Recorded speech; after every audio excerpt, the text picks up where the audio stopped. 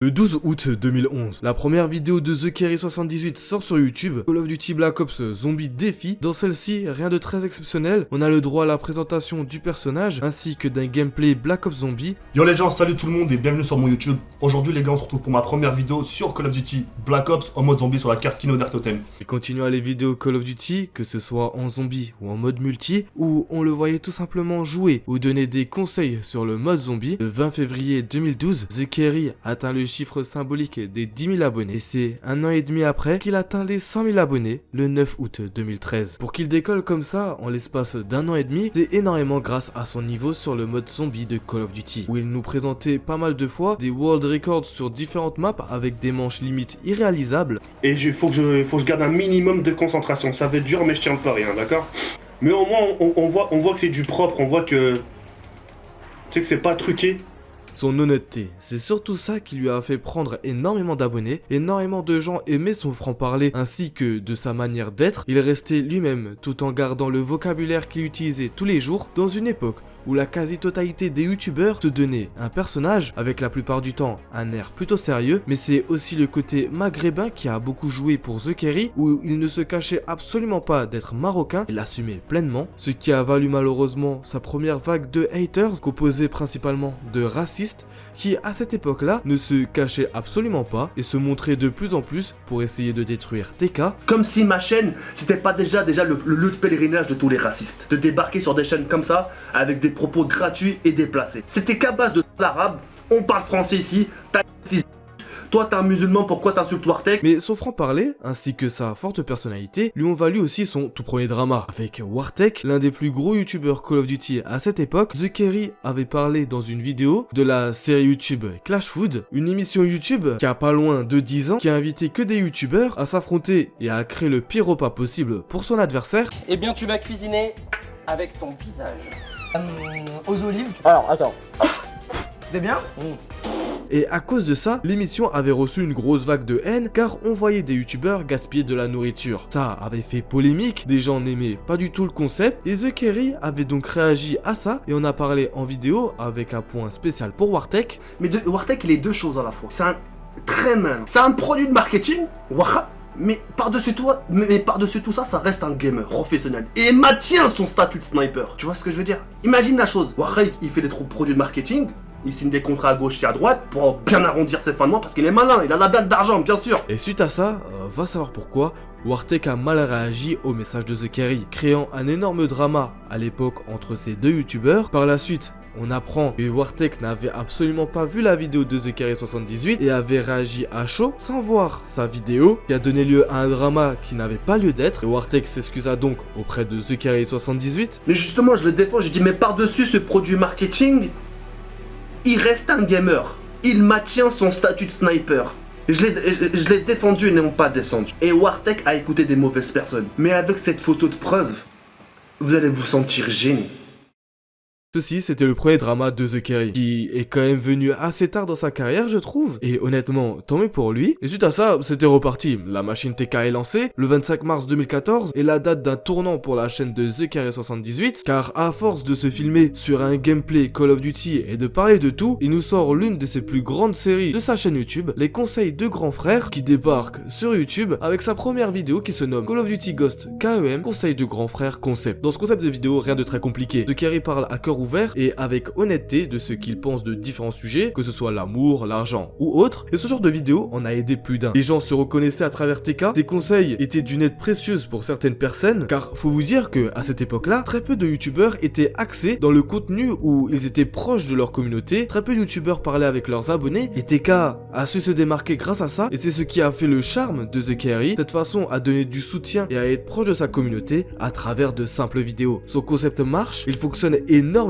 et il exploite à fond cette série de vidéos qui va prendre fin le 11 janvier 2016 avec une vidéo à 34 000 vues. Il le comprend et il le sait, ce concept ne fonctionne plus du tout et à côté, il voit qu'un autre concept marche. Il voit qu'il fait des millions et des millions de vues. Les gens aiment ça, les pranks. On le voit de plus en plus faire des pranks avec des gens de sa famille et ça marche énormément. Des millions et des millions de vues pour de simples pranks.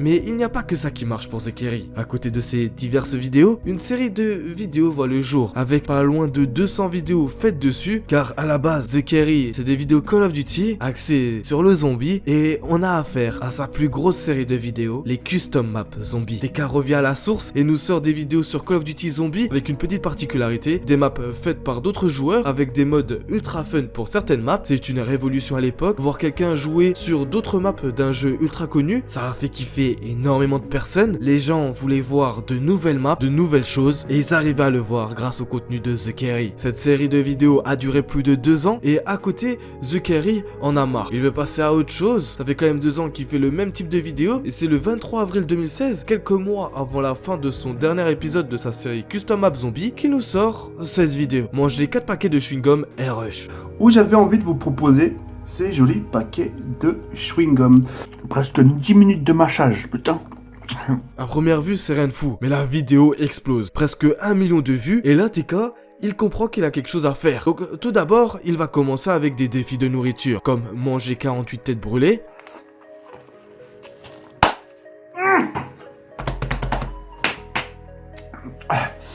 la vidéo fait des stats astronomiques, il tient quelque chose, il continue les défis, mais c'est à partir du 6 juin 2016 qu'une série de vidéos légendaires apparaît grâce aux défis de nourriture, les vidéos dégustation, avec sa première vidéo sans le savoir, mon premier jour de Ramadan, qui comptabilise pas loin de 2 millions de vues. Et c'est le début de l'une des plus grosses séries de sa chaîne, les vidéos dégustation. Que ce soit avec des faits maison ou dans le froid, The Kerry a trouvé son concept et les vidéos explosent. Des millions et des millions de vues. TK devient un mème grâce à ses bruitages quand il mange. Tout baigne pour TK, les vidéos fonctionnent bien, il fait ses vues, mais il manque un truc. Il le sait, les gens commencent à se lasser encore une fois, on ne fait que voir The Kerry, on a besoin de nouveau, et c'est avec cette vidéo là que sa chaîne va prendre un tournant radical jusqu'à maintenant. Bon, ok, faire une vidéo déguisée, ok, hein. Cette vidéo vous dit peut-être rien pour certains, mais dans cette vidéo se trouve un élément majeur pour la chaîne de The Kerry, car sous ce déguisement se cache une personne. Cette personne là, c'est Kenny, le premier duo de la chaîne de The Kerry. Le duo commence à prendre forme grâce à cette deuxième vidéo. Ouais, mais Bah y a pas de mais. C'est la honte sur toi. j'ai pas fait. Gros dégueulasse. Puis le papier toilette là, donne-moi ça, t'as plus besoin de t'en servir, c'est pas fait pour... C'est fait pour essuyer, pas ça. Et TK voit que les vidéos avec Kenny fonctionnent, et il décide donc de l'inviter chez lui. Et c'est là que tout décolle, c'est là que tout explose. Dès là ils sont faits tous les soirs avec Kenny, où TK essaye de jouer à Black Ops Custom Map Zombie, mais à chaque fois le même scénario, Kenny l'en empêche en faisant n'importe quoi. Non, moi je parle même plus, tu sais quoi, tu sais quoi, non, sur le compte, tu sais quoi, je t'engueule même plus. Vas-y, comme ça ils voient de leurs yeux. Regarde, Bifle. tu m'as biffé avec un balai fils de...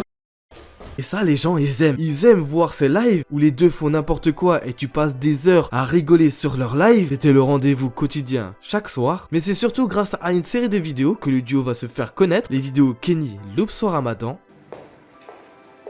Attends. Là, t'es en train de faire le ramadan là. Et c'est des barres de rire. Tout le monde kiffe, le duo continue à faire des vidéos ensemble, que ce soit des concepts ou de simples vidéos fun. Les années passent et c'est l'arrivée de Fortnite sur YouTube. Les youtubeurs s'y mettent à fond, tout le monde veut jouer à ce jeu, donc TK s'y met et il va se trouver un nouveau duo, le Bouzeux, qui à la base est un youtubeur Clash Royale. Avec l'opportunité qui s'est ouverte devant lui, il n'hésita pas une seule seconde à rejoindre TK. Et les gens adorent ce nouveau duo et de nouveaux mèmes voient le jour. Ah, ouf. Ok, au sniper là-bas. Allez, fils de... À la maison, c'est la... Fils de...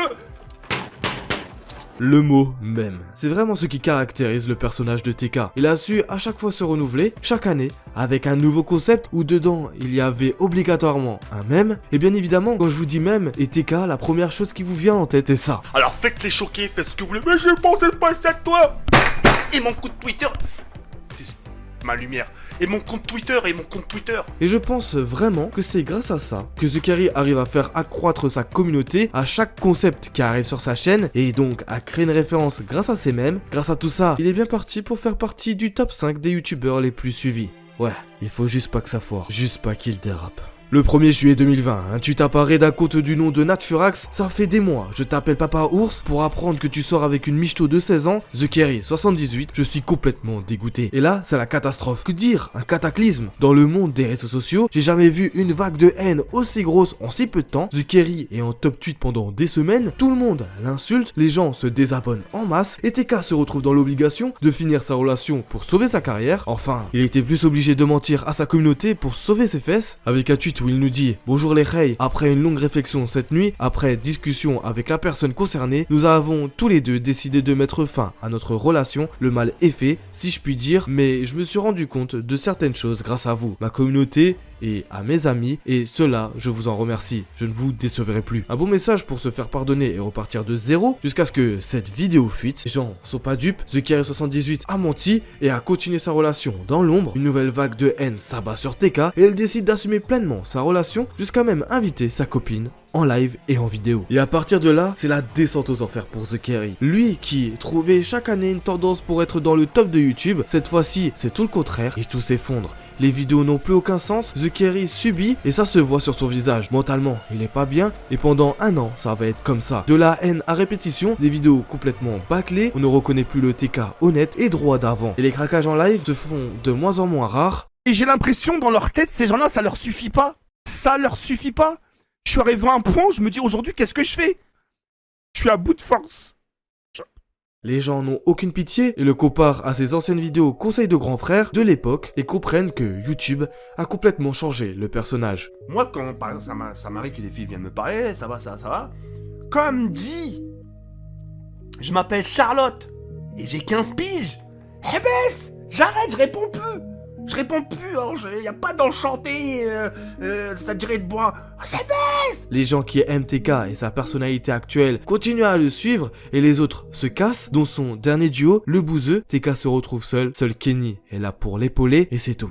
Un an passe et c'est la fin de sa relation, les gens sont comme soulagés et de plus en plus de personnes se réabonnent à TK et le suivent sur ses lives. The Kerry le sait, il peut renverser la situation et là, un nouveau duo apparaît, Jean Portmanov. Alors comment dire? Je vais pas passer d'extrait car sinon vous entendrez que des bips toutes les 2 secondes, mais JP est une personne âgée qui ne fait que rager et insulter, pas d'autres mots. Il fait énormément de specs en solo et TK voit ça et lui propose de jouer ensemble en live, ça se fait et ça fonctionne. Les gens kiffent ce nouveau duo et à force, on oublie même son ancienne relation et tant mieux pour lui. Il arrive à refaire des specs et c'est reparti. Des best-of live se font en masse sur YouTube, le duo décolle grâce à TikTok et TK arrive même à ignorer complètement la haine qu'il reçoit, malgré que certaines fois c'est de trop et craque quand même en live. C'est vraiment de trop. Et là, je veux soulever un point important avec vous. The Kerry a subi, je pense, le plus gros harcèlement de l'histoire dans le YouTube FR, si ce n'est tout réseau confondu, sans vanne jusqu'à ce jour. Il reçoit encore des dingueries suite à cette relation et quand on regarde, ça va faire bientôt 3 ans qu'il subit ça non-stop pour une raison morale, car on a d'un côté les gens qui disent que c'est pas moral d'avoir une relation comme ça et d'un autre côté qui disent que c'est légal donc on ne peut rien lui dire, donc tout se base sur un avis personnel. Je trouve ça ouf qu'une personne ait subi ça pendant 3 ans à cause d'une relation. Mais bon, son duo avec Jean Portmanov lui a bien remonté le moral, mais derrière c'est Kenny qui se sent un peu rejeté. Et de temps à autre, on a affaire à un TK qui essaye de plus en plus à le bouger, que ce soit professionnellement parlant ou dans la vie de tous les jours, rien de méchant, mais une bombe commence à être créée,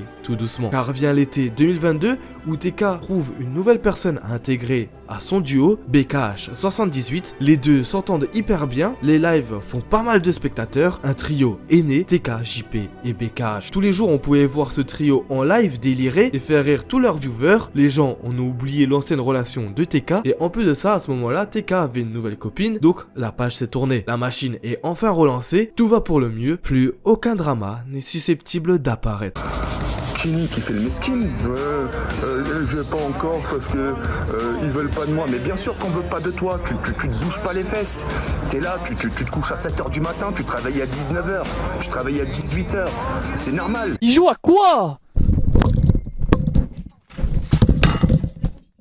Voilà, il est en train de me faire péter les plombs, la vie de ma mère, je suis en train de péter un plomb, frère. Il y a 3 mois, quand je charbonnais pas, il me disait, ouais, Kenny, il dort tout le temps, il dort tout le temps. Il me disait quoi? Il me disait mot pour mot. À la limite, tu dormirais tout le temps, mais tu travaillerais tout le temps. Voilà, ça me poserait pas problème. Au moins, tu travailles, tu fais ton argent. Frère, maintenant que je charbonne tous les jours, frère. Depuis que je suis rentré, que j'ai tenu ma parole, que je charbonne tous les jours. Qu'est-ce qui s'en bat les couilles? Je travaille. Si je dors de 8h à 17h, il est où le problème? Il est où le problème, frère? Voilà, il est où le problème? Je live tous les jours. Il est où le problème que je dorme de 8h à 17h? C'est ça son excuse. Pourquoi je viens pas? Frère, je dors, je live tous les jours. Il me fait passer pourquoi devant les gens? La goutte de trop pour Kenny. Voir un trio sortir de nulle part, partir dans le sud faire une gaming house sans le proposer à Kenny, et derrière lui reprocher des choses, c'était de trop. Kenny s'est senti trop à l'écart, la bombe est amorcée, et un nouveau drama se crée. Le lendemain soir, Kenny fait un live, où on le sent mal d'avoir cassé du sucre dans le dos de TK, et silence radio pendant quelques jours, le temps que TK rentre de vacances et mette fin au drama. C'était des coups de poing à son siège, comme quoi il était déçu. Frérot, à un moment donné, t'as pas ton mot à dire. Je vais vous sortir une métaphore que lui a sorti. Ouais, mais TK il me reproche mais il me reproche ça, mais Jawed il me reproche de dormir,